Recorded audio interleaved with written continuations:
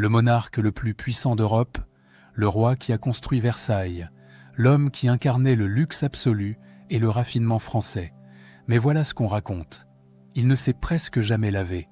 3 bains dans toute sa vie, peut-être 4, le roi Soleil, un roi crasseux. Cette légende circule partout, dans les livres, sur Internet, dans les conversations. Elle choque, elle fascine.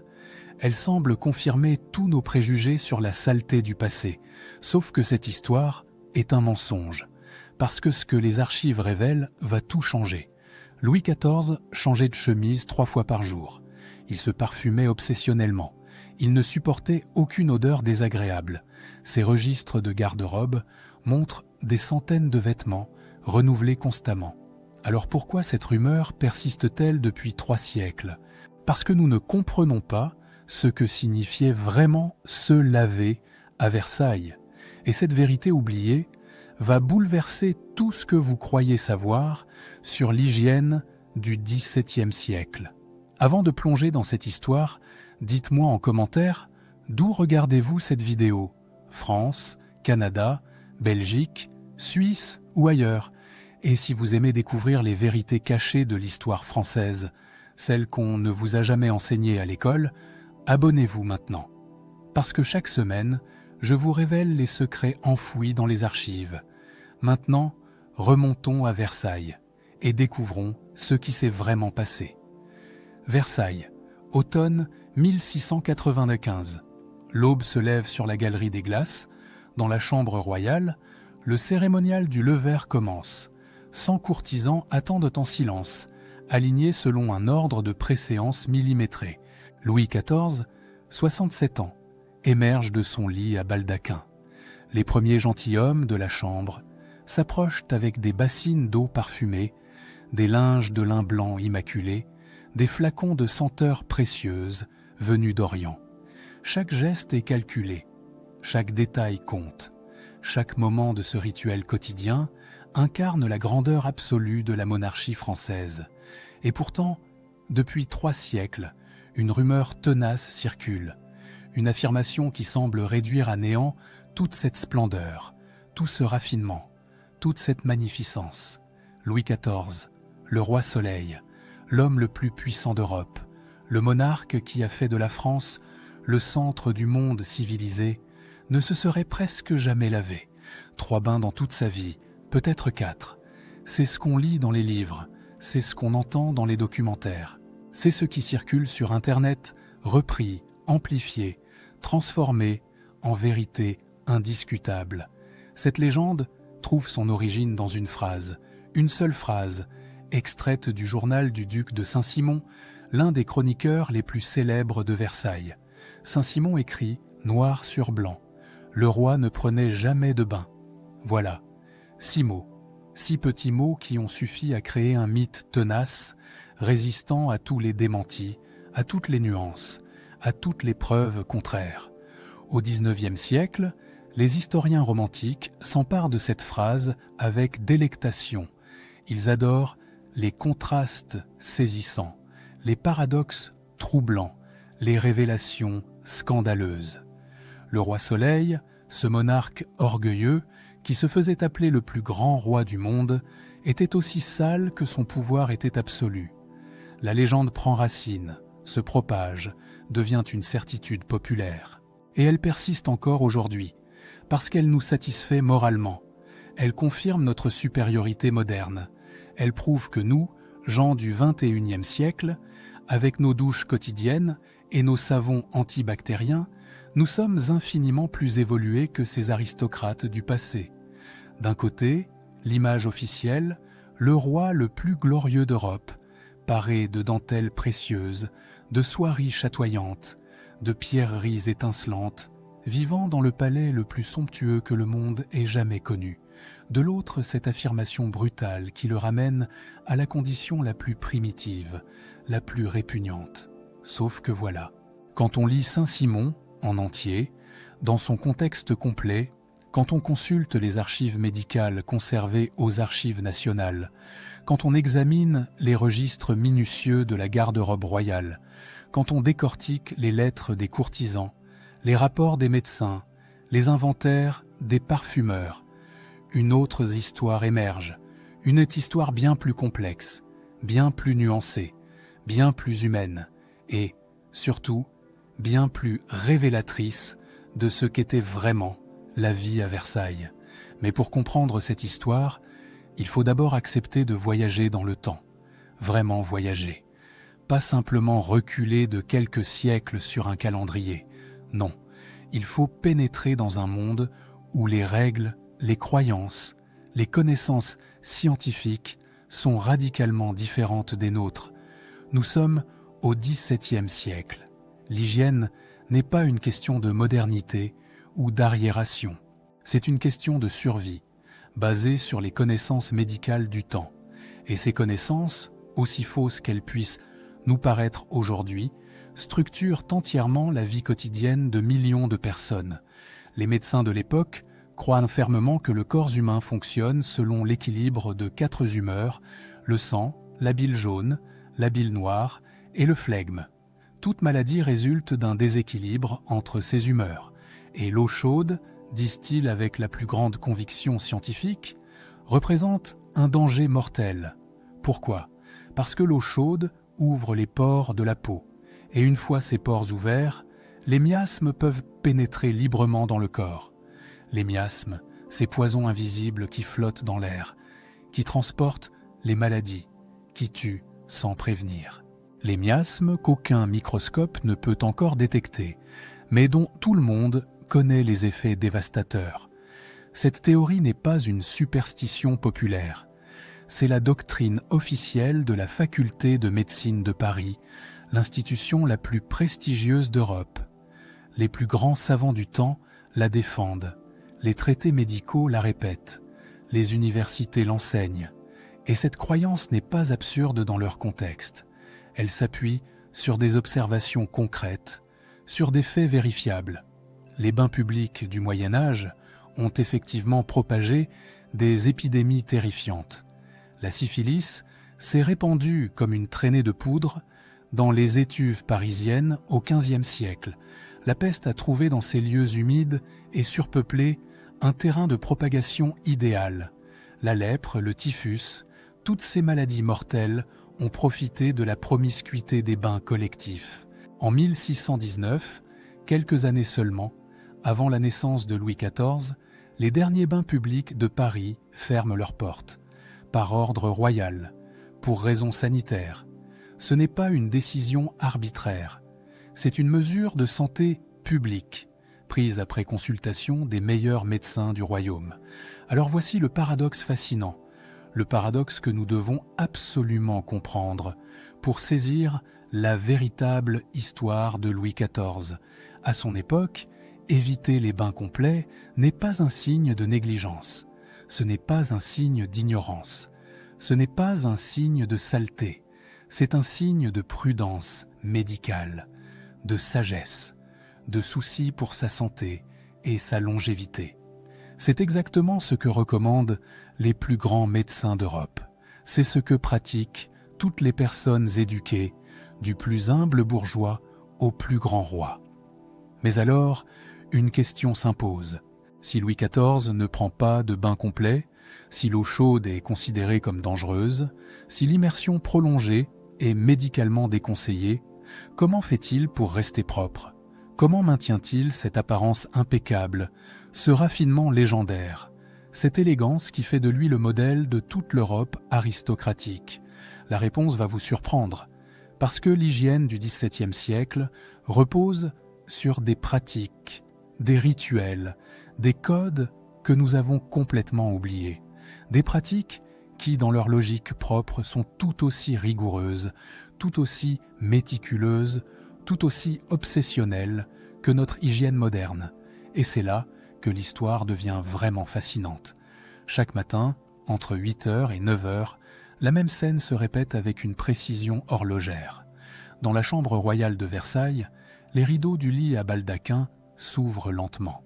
Louis XIV s'éveille et commence alors l'un des rituels les plus codifiés, les plus fascinants, les plus révélateurs de toute l'histoire de la monarchie française, le premier médecin et le premier chirurgien entre les premiers. Privilège suprême. Il s'approche du lit royal, observe le roi avec une attention méticuleuse.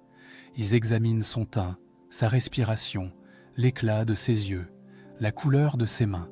Chaque détail compte, chaque signe peut révéler un déséquilibre des humeurs, une menace pour la santé royale. Puis vient le rituel de la toilette sèche, la toilette par excellence du XVIIe siècle, celle que pratiquent tous les aristocrates d'Europe, celle qui, selon les médecins, préserve la santé tout en maintenant la propreté et l'apparence. Des valets de chambre entrent, portant des bassines d'eau parfumée, pas n'importe quelle eau, de l'eau distillée mélangée à des essences précieuses, fleurs d'oranger venues de Provence, roses de Damas importées d'Orient, jasmin cultivé dans les jardins royaux. Chaque parfum est choisi selon la saison, selon l'humeur du roi, selon les recommandations médicales du jour. Louis XIV se lave le visage et les mains avec des linges de lin blanc, tissés spécialement pour lui, d'une finesse extraordinaire. Ces linges ne servent qu'une seule fois. Après chaque usage, ils sont emportés, lavés, parfumés, repassés. Rien ne touche deux fois la peau royale. Il se frotte ensuite le visage et les mains avec des linges secs, imbibés d'alcool de lavande. Cette friction énergique, selon les médecins, stimule la circulation des humeurs, renforce la peau, protège contre les miasmes. Les registres de la garde-robe royale, ces inventaires minutieux conservés aux archives nationales, révèlent des chiffres qui défient l'imagination. Louis XIV change de chemise 2 à 3 fois par jour, minimum. Parfois 4 fois, si une activité physique l'a fait transpirer. Parfois 5 fois, lors des grandes cérémonies. Il possède plus de 300 chemises de lin fin, 300, toutes brodées aux armes royales, toutes parfumées à la lavande ou au musc, toutes renouvelées régulièrement quand le tissu commence à perdre sa blancheur immaculée. Ses gants de peau, ses mouchoirs de dentelle, ses bas de soie, ses cravates de lin, ses cols en pesée, tout est changé quotidiennement, parfois plusieurs fois par jour. Les inventaires montrent des centaines de pièces vestimentaires, un luxe inouï qui dépasse l'entendement. Dans une lettre à sa nièce, datée de 1698, Madame de Maintenon, l'épouse secrète du roi, écrit ces mots révélateurs. Sa Majesté ne supporte aucune odeur désagréable et fait changer ses vêtements au moindre soupçon de souillure.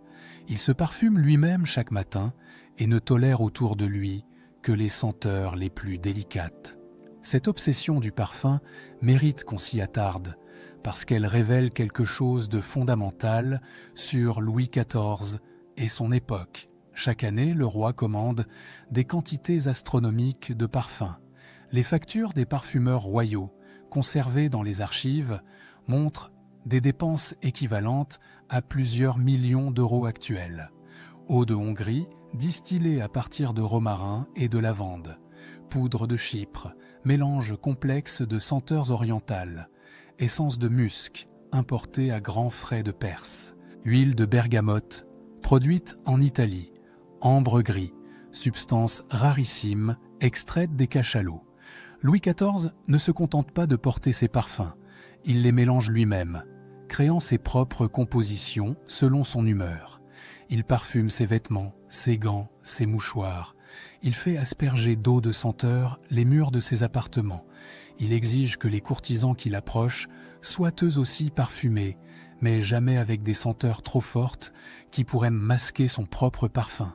Le marquis de Dangeau, qui tient un journal quotidien de la vie à Versailles pendant plus de 20 ans, note cette observation fascinante. Le roi ne touche jamais rien de ses mains nues, si ce n'est après les avoir lavées et parfumées. Même pour signer un document, il fait d'abord apporter une bassine et des linges. Mais voici la révélation cruciale, celle qui change tout.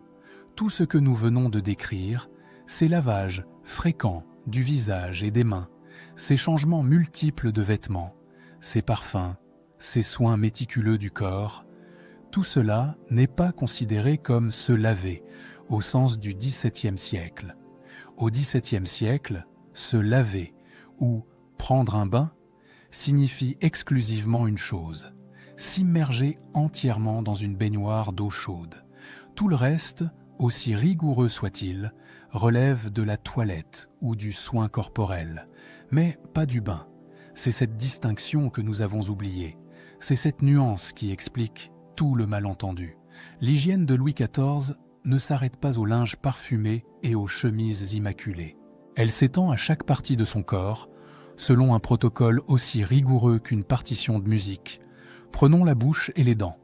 Contrairement à la légende tenace qui fait du roi Soleil un homme négligeant son hygiène buccale, les archives racontent une toute autre histoire. Chaque matin, après le lever, Louis XIV se rince la bouche avec une préparation spéciale, de l'eau pure, mêlée de vin blanc et d'herbes aromatiques, sauge, menthe, romarin. Cette eau est préparée la veille par les apothicaires royaux, selon une recette précise transmise de génération en génération. Ensuite, il se frotte les dents avec un linge imbibé d'eau de vie et de sel fin. Le geste est énergique, méthodique. Les médecins recommandent cette friction quotidienne pour préserver la blancheur des dents et la santé des gencives. Les rapports de ces dentistes, conservés dans les archives médicales, révèlent que Louis XIV subit plusieurs extractions dentaires au cours de sa vie. En 1685, à 47 ans, il souffre d'un abcès dentaire particulièrement douloureux. Les chirurgiens doivent intervenir, extraire plusieurs dents. L'opération est atroce, sans anesthésie, dans une époque où la douleur fait simplement partie de la condition humaine. Mais le problème n'est pas le manque de soins, c'est la limite de la médecine dentaire du temps. C'est l'absence d'antibiotiques, c'est l'impossibilité de traiter efficacement les infections. Louis XIV maintient une hygiène buccale stricte selon les standards de son époque, mais la science n'a pas encore les outils pour sauver ses dents. Les mains du roi font l'objet d'un soin encore plus particulier. Elles sont le symbole visible de son pouvoir. Elles signent les ordonnances royales. Elles touchent les malades lors de la cérémonie des écrouelles, quand le roi guérit miraculeusement les scrofuleux par simple imposition. Elles doivent être parfaites. Elles sont lavées plusieurs fois par jour, systématiquement avant et après chaque repas, avant chaque cérémonie importante, avant chaque audience. Elles sont frottées avec des crèmes parfumées à base de cire d'abeille, d'huile d'amande douce, de musc. Elles sont protégées par des gants de chevreau fin, changés quotidiennement. Le marquis de Dangeau note dans son journal « Le roi porte des gants même à l'intérieur de ses appartements. Il ne les retire que pour manger, pour écrire ou pour les cérémonies religieuses. Et chaque fois qu'il les retire, ses mains sont immédiatement lavées. Chaque semaine, un valet spécialisé masse les pieds et les jambes du roi avec des huiles aromatiques. Huile de lavande pour apaiser les tensions, huile de romarin pour stimuler la circulation, huile de rose pour parfumer la peau. Ces massages durent parfois 1 heure entière. Ils sont considérés comme essentiels à la santé royale, à l'équilibre des humeurs. Les bas de soie sont changés quotidiennement. Les chaussures, doublées de tissus parfumés à la violette ou à l'iris, sont aérées après chaque usage. Rien ne doit sentir la sueur, l'odeur corporelle, la nature brute du corps humain. Mais alors, une question subsiste. Louis XIV prend-il des bains complets? S'immerge-t-il jamais entièrement dans l'eau? La réponse est oui, mais rarement, très rarement, et toujours pour des raisons médicales précises. Les archives du premier médecin Fagon mentionnent au moins 7 bains thérapeutiques documentés entre 1670 et 1715, 7 bains en 45 ans, moins de 2 bains par décennie. Ces bains ne sont jamais pris par plaisir, jamais par hygiène, toujours sur prescription médicale stricte pour traiter des affections spécifiques, la goutte qui torture les articulations du roi vieillissant, les rhumatismes qui raidissent ses jambes après des décennies passées à cheval, les fistules, ces plaies douloureuses qui nécessitent parfois des interventions chirurgicales. Ces bains thérapeutiques sont préparées avec un soin extrême. L'eau est chauffée à une température précise, contrôlée au degré près. Elle est mélangée à des décoctions d'herbes médicinales, camomille pour apaiser, arnica pour réduire l'inflammation, gui de chêne pour fortifier le corps. La durée du bain est strictement limitée, 15 minutes maximum, pas une seconde de plus. Trop longtemps dans l'eau chaude et les pores s'ouvrent dangereusement, exposant le corps au miasme mortel. Revenons maintenant à la fameuse phrase de Saint-Simon. Le roi ne prenait jamais de bain. En contexte complet, Saint-Simon ajoute cette précision capitale. Sinon, sur ordre exprès de ses médecins, car il craignait que l'eau chaude n'affaiblît son corps et ne le rendît vulnérable au miasme. Cette crainte n'est pas une superstition personnelle de Louis XIV, c'est la doctrine médicale officielle, partagée par toute la faculté de médecine de Paris.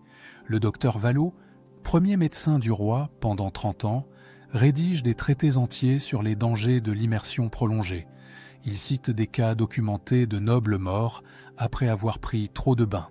Il explique, preuves à l'appui, comment l'eau chaude déséquilibre les humeurs et ouvre la porte aux maladies. Et voici le contraste le plus fascinant, le plus révélateur de toute cette histoire. Pendant que Louis XIV évite soigneusement les bains complets par prudence médicale, Versailles est un hymne à l'eau. Les fontaines jaillissent dans les jardins, les bassins scintillent sous le soleil, les cascades ruissellent en permanence. L'eau est partout, omniprésente, spectaculaire. Mais cette eau n'est jamais pour le corps du roi. Elle est pour le spectacle, pour le symbole, pour la démonstration éclatante du pouvoir royal qui dompte la nature, qui force l'eau à monter, à danser, à obéir aux caprices d'un monarque absolu. L'eau que le roi maîtrise dans ses jardins est exactement la même eau qu'il craint d'approcher de son corps. Le paradoxe est saisissant et profondément révélateur. Louis XIV révolutionne l'hygiène en France, mais pas par les bains, par le linge, par les vêtements, par une obsession vestimentaire qui transforme les mœurs de toute la noblesse européenne. Avant lui, même les grands nobles portaient les mêmes vêtements plusieurs jours de suite. On changeait de chemise une fois par semaine, parfois moins. Les habits étaient précieux, coûteux, difficiles à laver. On les portait jusqu'à ce qu'ils sentent vraiment mauvais, jusqu'à ce que la saleté devienne visible. Louis XIV impose un standard radicalement nouveau. Le linge de corps doit être immaculé, changé fréquemment, parfumé avec soin. La propreté vestimentaire devient plus importante que la propreté corporelle. Les inventaires de la garde-robe royale révèlent des chiffres qui donnent le vertige. Plus de 300 chemises de lin fin, 150 caleçons, 400 paires de bas de soie, des centaines de mouchoirs brodés, des dizaines de robes de chambre, des gants par centaines. Tout est brodé aux armes royales. Tout est parfumé à la lavande, au musc, à l'ambre. Tout est renouvelé régulièrement. Dès qu'un vêtement perd sa blancheur parfaite, dès qu'un parfum s'affaiblit, dès qu'un tissu montre le moindre signe d'usure, il est retiré, remplacé. Cette obsession vestimentaire de Louis XIV transforme profondément la société française. Porter du linge propre devient un signe de distinction sociale. Les courtisans s'endettent pour imiter le roi. Ils dépensent des fortunes en chemises, en bas, en mouchoirs. Certains se ruinent complètement dans cette course au raffinement vestimentaire. Un nouveau commerce naît, les blanchisseries de luxe, des entreprises spécialisées qui lavent, repassent, parfument le linge des aristocrates. Elles emploient des centaines de personnes. Elles développent des techniques sophistiquées pour préserver la blancheur du lin, pour intégrer les parfums dans les fibres, pour repasser les dentelles sans les abîmer. Mais cette hygiène vestimentaire n'est pas qu'une question personnelle ou esthétique. C'est aussi, et peut-être surtout, un outil de pouvoir politique, en imposant des codes vestimentaires stricts, en exigeant des changements fréquents de tenue pour chaque cérémonie, pour chaque moment de la journée. Louis XIV contrôle la noblesse. il l'occupe, il la domestique, il la ruine parfois. Un courtisan qui veut approcher le roi doit posséder au minimum 6 tenues complètes différentes, une pour le lever, une pour la messe, une pour la chasse, une pour le dîner, une pour le coucher, une pour les cérémonies extraordinaires. Et chacune de ces tenues doit être impeccable, parfumée, à la dernière mode. Impossible de suivre ce rythme sans dépenser des sommes colossales. Impossible de maintenir cette apparence sans consacrer tout son temps, toute son énergie, toute sa fortune à la vie de cour. Les nobles deviennent dépendants du roi, financièrement, socialement, politiquement. Et voilà comment une simple obsession pour le linge propre devient un instrument de contrôle absolu. Pendant ce temps, à Versailles, un autre paradoxe se développe. Un paradoxe plus sombre, plus troublant, plus difficile à ignorer. Versailles est le palais le plus somptueux d'Europe. Ses jardins sont magnifiques, ses appartements sont dorés, ses galeries sont éblouissantes. Mais Versailles n'a pas de système d'égout digne de ce nom. Les courtisans urinent dans les escaliers, dans les coins sombres des couloirs, derrière les tentures. Les pots de chambre sont vidés par les fenêtres, parfois directement dans les cours où se promènent les nobles. L'odeur est souvent insupportable, surtout en été. La princesse Palatine, belle-sœur du roi, écrit dans une lettre désespérée. Le parc, les jardins, le château lui-même, tout pue l'urine et les excréments. On ne peut faire 3 pas sans en voir et en sentir.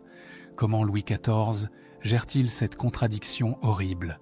Comment vit-il avec cette réalité répugnante dans son palais de rêve? Par le parfum, des tonnes de parfums, une quantité inimaginable de parfums. Les murs sont aspergés quotidiennement d'eau de senteur. Les vêtements sont imprégnés de musc et d'ambre. L'air de Versailles est saturé d'odeurs artificielles qui tentent désespérément de masquer les odeurs naturelles. Et voilà la véritable hygiène du XVIIe siècle. Pas une hygiène qui élimine la saleté, une hygiène qui la cache, qui la parfume, qui la transforme en quelque chose de supportable. Alors pourquoi cette légende du roi, sale, fascine-t-elle encore aujourd'hui? Pourquoi persiste-t-elle malgré toutes les preuves contraires, malgré les archives, malgré les témoignages, malgré la logique historique? Parce qu'elle nous permet de juger le passé avec une satisfaction morale confortable. Elle confirme notre supériorité moderne. Elle prouve que nous, avec nos douches quotidiennes et notre obsession antibactérienne, nous sommes infiniment plus évolués que ces aristocrates du passé. Elle nous rassure sur notre propre civilisation. Mais en jugeant Louis XIV, selon nos standards d'hygiène du XXIe siècle, nous commettons l'erreur historique la plus fondamentale, l'anachronisme. Nous projetons nos valeurs, nos connaissances, nos dégoûts sur un monde qui fonctionnait selon des logiques radicalement différentes. La véritable question n'est pas « Louis XIV était-il sale ?» La véritable question est « Qu'est-ce que l'hygiène de Louis XIV révèle sur son époque, sur sa vision du corps, sur son rapport au pouvoir et à l'apparence ?» Et les réponses sont fascinantes. Pour Louis XIV, le corps n'est jamais un simple organisme biologique. C'est un instrument politique, un symbole vivant du pouvoir royal, un théâtre permanent où se joue, chaque jour, la représentation de la monarchie absolue. Le lever, le coucher, le grand couvert, tous ces rituels transforment les actes les plus intimes de l'hygiène et de la vie quotidienne en spectacle politique codifié. Assister au lever du roi est un privilège accordé au plus grand noble du royaume. Lui tendre sa chemise est un honneur suprême, jalousement gardé par les premiers gentilshommes de la chambre. Tenir la bassine d'eau parfumée est une fonction convoitée. Chaque geste devient symbolique. Chaque détail porte un sens politique. L'hygiène n'est plus une affaire privée. Elle devient un acte public, un rituel de pouvoir, une démonstration quotidienne de la grandeur royale. Cette stratégie révèle quelque chose de profond sur la mentalité aristocratique du XVIIe siècle. La nature doit être domptée, contrôlée, transformée. Le corps naturel doit être dissimulé sous des artifices. La réalité brute doit être recouverte par l'apparence soignée. Les courtisans ne doivent jamais voir le roi transpirer, sentir mauvais, avoir besoin d'un bain. Ils doivent voir un être parfait, toujours impeccable, toujours parfumé, toujours immaculé. Un être qui transcende les faiblesses humaines ordinaires. Et c'est exactement ce que Louis XIV leur offre. À travers sa toilette méticuleuse, à travers ses changements constants de vêtements, à travers ses parfums luxueux, il construit une image de perfection absolue. Cette obsession française du parfum, de l'élégance vestimentaire, du raffinement des apparences, elle trouve ses racines dans cette époque précise. Dans ce rapport particulier au corps et à l'hygiène que Louis XIV a codifié, imposé, transformé en normes culturelles. Aujourd'hui encore, la France est considérée comme la capitale mondiale du parfum. Les maisons françaises dominent l'industrie du luxe vestimentaire. Cette réputation n'est pas un hasard. Elle est l'héritage direct de Versailles, de Louis XIV, de cette époque où l'apparence comptait plus que tout. Revenons à la question initiale. Louis XIV s'est-il lavé 3 fois dans sa vie? Non. Cette affirmation est fausse, complètement fausse. Il pratiquait une hygiène quotidienne méticuleuse, obsessionnelle même, mais selon des codes différents des nôtres. Il se lavait le visage et les mains plusieurs fois par jour. Il changeait de vêtements constamment. Il se parfumait avec soin. Il supervisait personnellement chaque détail de sa toilette. Mais il évitait les bains complets, par prudence médicale, selon les meilleures connaissances scientifiques de son temps. Ce que cette histoire nous enseigne dépasse largement l'anecdote sur l'hygiène royale. Elle nous rappelle que l'histoire ne peut se comprendre qu'avec empathie et contextualisation, que le passé n'était pas une version inférieure du présent, mais un monde cohérent selon ses propres logiques. Louis XIV mérite notre respect, pas notre moquerie. Il a vécu selon les meilleures connaissances de son temps.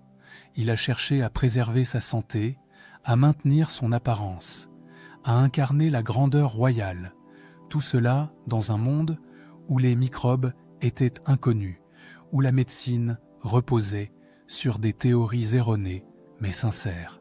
La prochaine fois que vous entendrez cette légende du roi sale, vous saurez la vérité.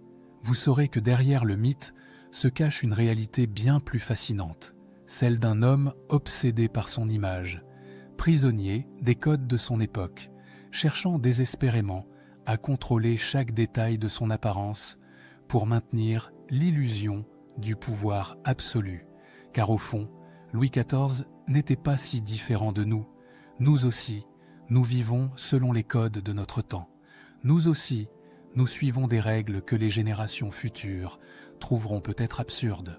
Nous aussi, nous croyons fermement en des vérités qui sont simplement les conventions de notre époque. Versailles, crépuscule. Dans la galerie des glaces, les bougies s'allument une à une. Louis XIV, vêtu de ses plus beaux atours, parfumé, poudré, impeccable, traverse lentement la galerie. Son reflet se multiplie à l'infini dans les miroirs. Une image parfaite, contrôlée, éternelle et profondément humaine.